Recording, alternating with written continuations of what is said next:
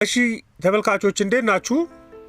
2025 ላይ የኤርትራ ኢኮኖሚ ምን እንደሚመስል መረጃ ወጥቷል። 2025 ብቻ አይደለም ከ2019 ጀምሮ የነበረው መረጃ አለበት እና ብዙ ጊዜ የተለመደ አይደለም። አይኤምኤፍም ወርልድ ባንክም እንደው አመታዊ ሪፖርት ሲያወጡ ፕሮጀክሽን ሲሰሩ የኤርትራን ዳሽ ነው የሚሉት እና በቂ መረጃ አላገኝም ከኤርትራ የሚል ምክንያት ይቀርባልና የኤርትራ ኢኮኖሚ ምን እየሆነ ነው የሚል ተደጋጋሚ ጥያቄዎች ይመጣሉ እና ዛሬ የኤርትራን ኢኮኖሚ ሪፖርት የወጣውን ዛሬ ላቀርብላችሁ ፈልጌያለሁ። አንድ ተቋም አለ፣ ደቡብ አፍሪካ ውስጥ ያለ ተቋም አለ።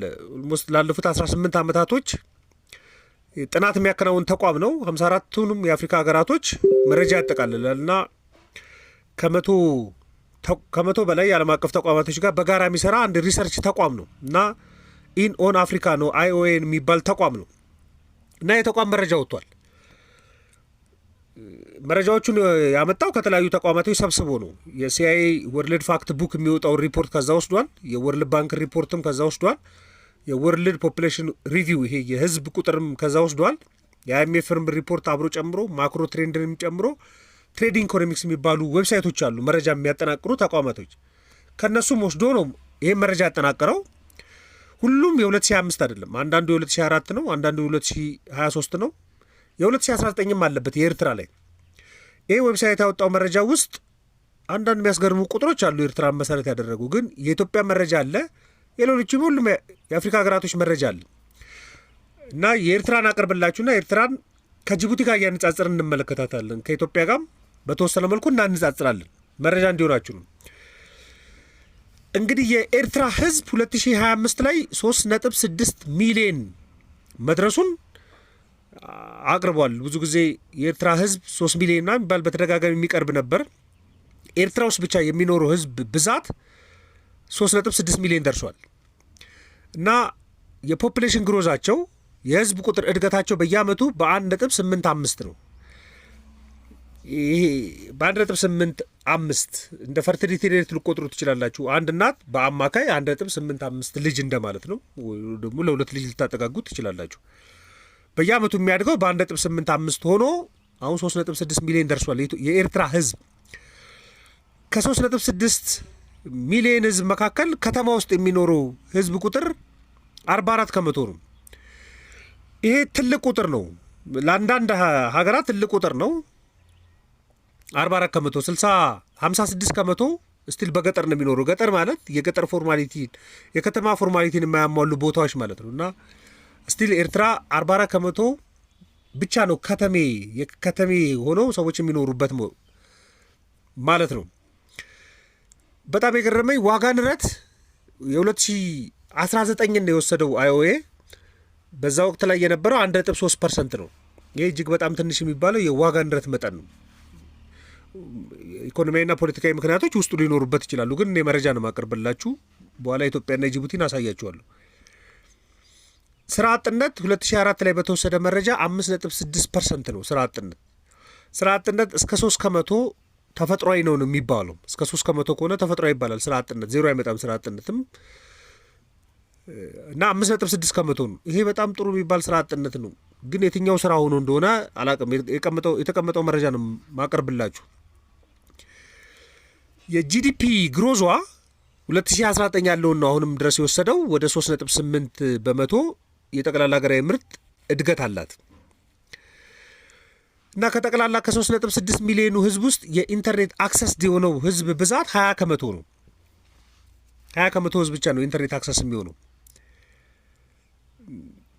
እና ትሬድ ባላንሷም ተቀምጧል እዚህ እና ኤክስፖርትና ኢምፖርት የት እንደምታደርግ በዋናነት ኤክስፖርት የምታደርገው 2004 ላይ የነበረው ምንድነው ከብት እንስሳት ማለት ነው። እና ማሽላም ኤክስፖርት ታደርጋለች፣ ጨርቃ ጨርቅ ኤክስፖርት ታደርጋለች።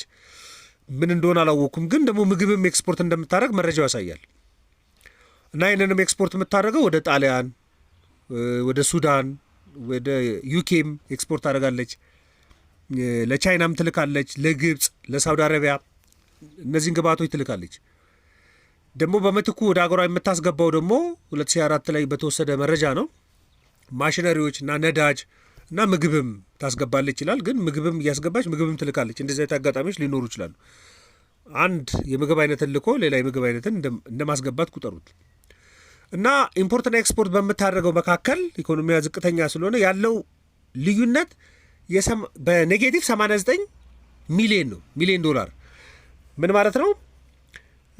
ኢምፖርቱ ከኤክስፖርቱ የሚበልጠው በ89 ሚሊዮን ዶላር ብቻ ነው። ትሬድ ባላንሱ መሀል ላይ ያለችው ልዩነት 89 ሚሊዮን ዶላር ብቻ ኔጌቲቭ። ይሄ ትንሽ የሚባል መጠን ነው። የትሬድ ባላንሷ 89 ሚሊዮን ብቻ ነው። ይሄን ነው የሚመስለው የኤርትራ ኢኮኖሚ። የ2019 ወደኋላ ያለበትም አለ 2025ንም ጨምሮ ማለት ነው። እስቲ የኤርትራን ኢኮኖሚ ከጅቡቲ ኢኮኖሚ ጋር እናነጻጽር። ምናልባት ሊቀራረቡ ይችላሉ ብዬ የምገምተው የኤርትራን ስለሆነ የጅቡቲን ስለሆነ የጅቡቲ ኢኮኖሚ 1.18 ሚሊዮን ህዝብ ብቻ ነው ያለበት እና የህዝብ እድገቷ 1.39 ነው። ገርሞኛል። የህዝብ ቁጥር እድገታቸው የጅቡቲም የኤርትራን በጣም ትንሽ ነው፣ 1.39 ነው። በዚህ መረጃ እንኳን የኢትዮጵያ ህዝብ ቁጥር በየአመቱ የሚያድገው 2.6 ከመቶ ነው። እነዚህ ትንንሽ ናቸው። በቃ የአውሮፓ ሀገራቶች ያሉበት አይነት መጠን ነው። ትንሽ ነው በጣም። በአማካይ አንድ እናት አንድ ልጅ ብቻ እንደመውለድ ማለት ነው። የጅቡቲ ስራ አጥነት ወደ 25.9 ከመቶ ነው የጅቡቲ ስራ አጥነት። የጅቡቲ ዋጋ ንረትም ከኤርትራ ጋር የሚቀራረብ ነው፣ 1.6 ከመቶ ነው። በጣም ትንሽ የሚባለው ነው። የጅቡቲ ትሬድ ባላንስ ወደ 180 ሚሊዮን ነው። ዴፊሲቱ ግን 2023 ነው። በኢምፖርቱ ኤክስፖርቱን የሚበልጠው ማለት ነው። እና የኢንተርኔት አክሰስ በጣም የሚገርመው የጅቡቲ ኢንተርኔት አክሰስ 65% ህዝብ ኢንተርኔት አክሰስ አለው። አይ ቲንክ ከቁጥራቸው ጋርም ሊሆን ይችላል። ቅድም ኤርትራ ውስጥ 20 ከመቶ ብቻ ነበር። ከተማ ውስጥ የሚኖረው የጅቡቲ ህዝብ 79 ከመቶ ነው። ምናልባት ጠባብ ከመሆኑ ዋጋም ሊነሳ ይችላል። ግን ሊቀራረቡ የሚችሉ ሀገራቶች ናቸው ሁለቱ። የጂዲፒ ግሮዟ ወደ 6 ከመቶ ነው። በጣም የሚገርመው የጅቡቲ ኤክስፖርቷ መሰረት ያደረገው ሪኤክስፖርት ነው። ከጎረቤት ሀገራቶቿ ትወስዳለች፣ የሆነ ነገር እያደረጉ አሽጎ መላክ የሚባል ማለት ነው። ለምሳሌ ከኢትዮጵያ እህል ወስዳ ጅቡቲ በሚባል ማዳበሪያ ወደ ሌላ ሀገር እንደመላክ ብላችሁ ቁጠሩት። እና በዚህም ኤክስፖርት የምታደርጋቸው ነገሮች ምንድን ናቸው? ጨው፣ ቡና። እንግዲህ ቡና ምርታ ሊሆን አይችልም መቼም። ጥራጥሬ፣ ቆዳ፣ እነዚህ ሪኤክስፖርት ነው። ወስዳ ከጎረቤቶቿ እየወሰደች ራሷ እያሸገች ኤክስፖርት ማለት ነው። ኢምፖርት ደግሞ የምታደርገው ወደ አገሯ የምታስገባው ነዳጅ፣ ምግብ፣ ማሽነሪዎችን ወደ አገሯ ታስገባለች። እና በኤክስፖርትም አጋሮቿ ኤክስፖርት የምታደርግላቸው ገልብጣ እንደ ጎረቤቶቿ ነው። ለሶማሌ ትልካለች፣ ለኢትዮጵያ ትልካለች፣ ለሱዳን ትልካለች፣ ለግብፅ ትልካለች። የዛው አካባቢ ነው ኤክስፖርቷ። የጅቡቲ ኢኮኖሚ እንደዚህ ነው የሚያሳየው እዚህ መረጃ ላይ። ይሄ አይኦኤ የሚባለው የቢዝነስ ኢንቫይሮንመንትን፣ ሪስክን፣ አደጋንና የማርኬት እድሎችን፣ የገበያ እድሎችን የሚያጠና ተቋም ነው ተቋሙ። እና የኢትዮጵያ መረጃ የተወሰኑት ላይ ትንሽ ዳውት ያለኝም መረጃዎች አሉ። ለምሳሌ የህዝብ ቁጥሩ 135 ሚሊዮን ይላል እና የህዝብ ቁጥር እድገቱ ደግሞ በየአመቱ 2.6 ይላል ፐርሰንት።